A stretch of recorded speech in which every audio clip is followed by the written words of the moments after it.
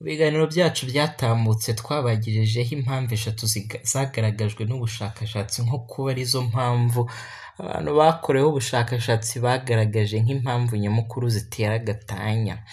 Muri izo ngizo twari twabonye ko iya mbere abagiye batanga cyangwa se abagiye bagaragara muri ubwo bushakashatsi bagaragaje ko impamvu nyamukuru yaba ari ukubura ubushake bwo kwiyemeza mu gukemura ibibazo by'urushako, ibyo bise lack of commitment. Impamvu ya kabiri kandi twabonye nk'ari yo mpamvu yagaragajwe n'abari muri buno bushakashatsi nko kuba yarabaye imbarutso yatumye umwe mu bashakanye afata icyemezo cyo kujya kwaka gatanya.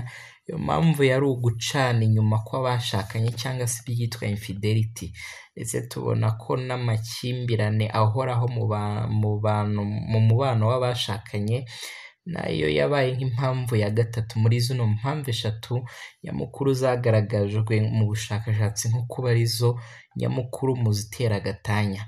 Ubushakashatsi bwari bwagaragaje impamvu 10 ariko eshatu muri zo nizo zagaragajwe nk'iz'ibanze.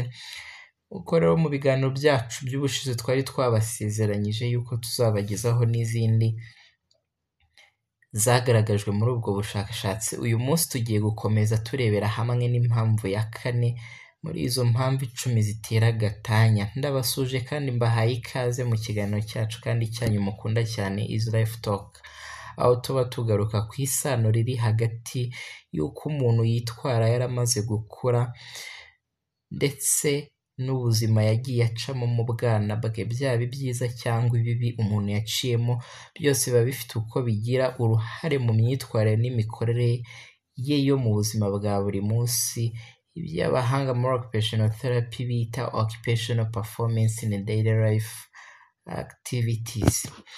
Nk'ibisanzwe tuba turi kumwe muri kino kiganiro ndi MBOT.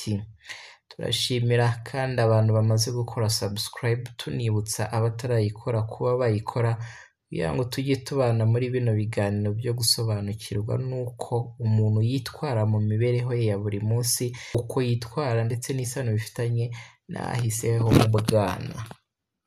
Impamvu ya 4 mu zagaragajwe n'ubu bushakashatsi nk'impamvu zateye gatanya cyangwa se zituma gatanya kenshi zibaho ni ukuba umuntu yarashatse akiri muto, marrying too young. Kuba umuntu yarashatse akiri muto biri mu byagaragajwe na buno bushakashatsi cyangwa se byavuzwe n'abakoreweho ubushakashatsi nk'imwe mu mpamvu yabateye gukora gatanya.